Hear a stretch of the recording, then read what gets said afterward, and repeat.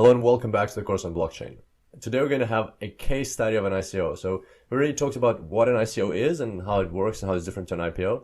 And now we're going to look into a specific example of an ICO, a hypothetical example that will help us understand a bit better how exactly ICOs take place. So let's dive straight into it. So let's say we've got Mary here. Oh, by the way, this example I took from a blog post I found on Medium. I'll link to it at the end of this tutorial. If you'd like to read it there in more detail. So let's say we've got Mary here who decides to come up with a theme park, to create a theme park. And it's a really innovative theme park. She sees some demand in the market. She knows that she can do things a bit differently and make it valuable to the community.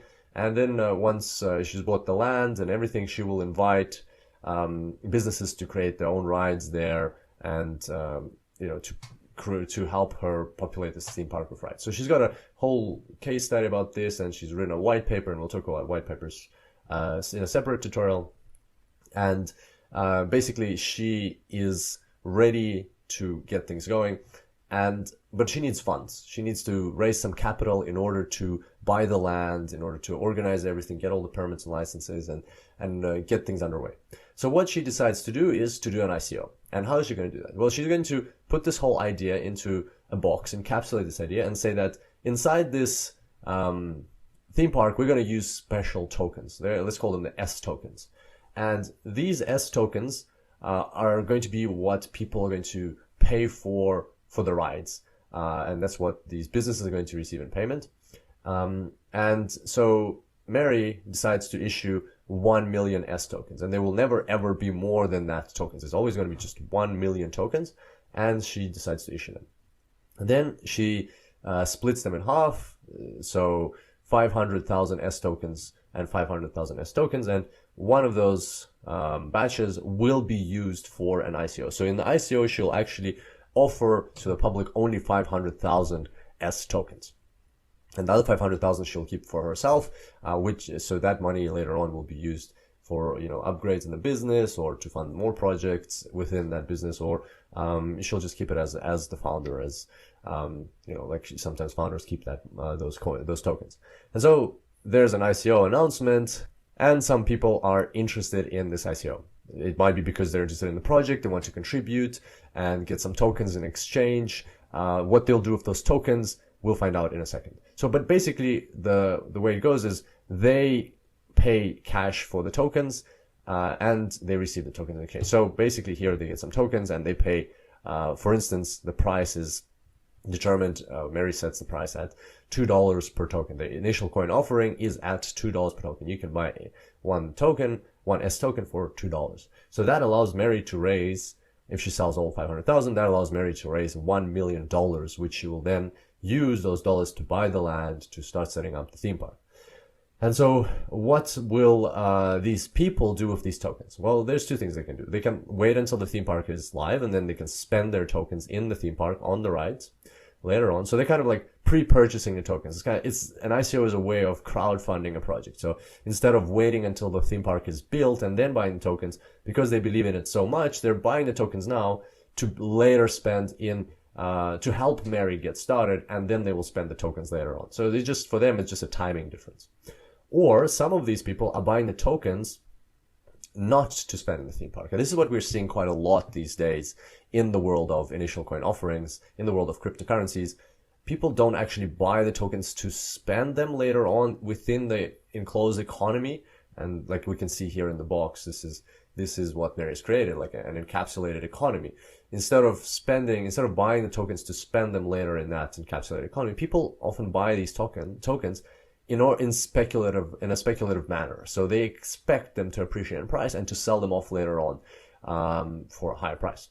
And so if the idea is successful, later on what will happen is more people will need tokens. More people will want to go to the theme park or invest in these tokens, and so they will need to buy them off the people that have already bought them.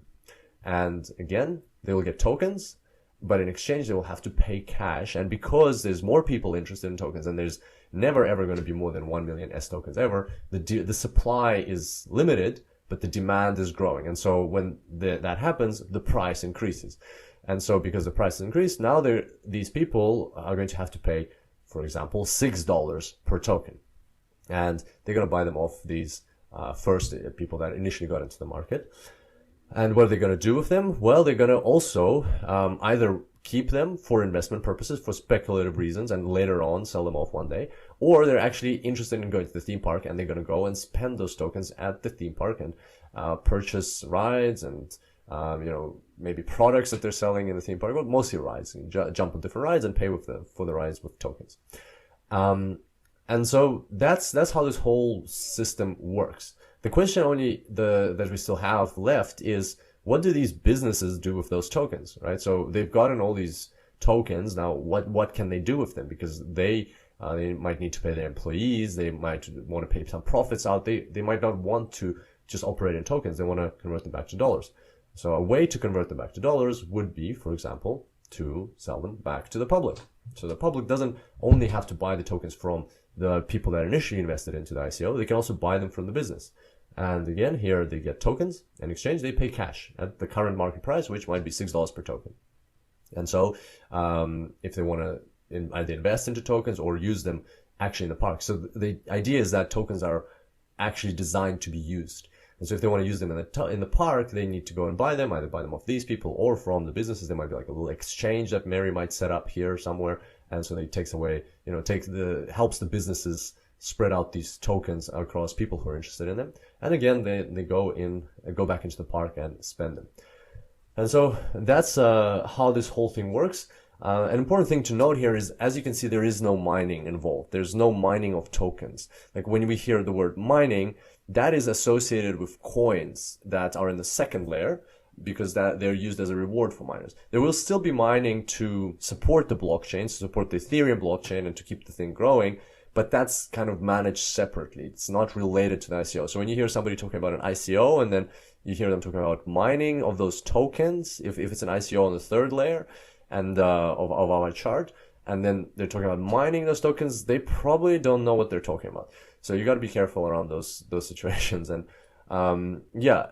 so I've seen one of those in the media. It was very interesting.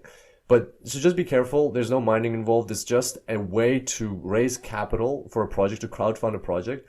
And the key takeaways are here. First of all, it's no mining involved. It's a way to crowdfund the project, to raise capital for a project.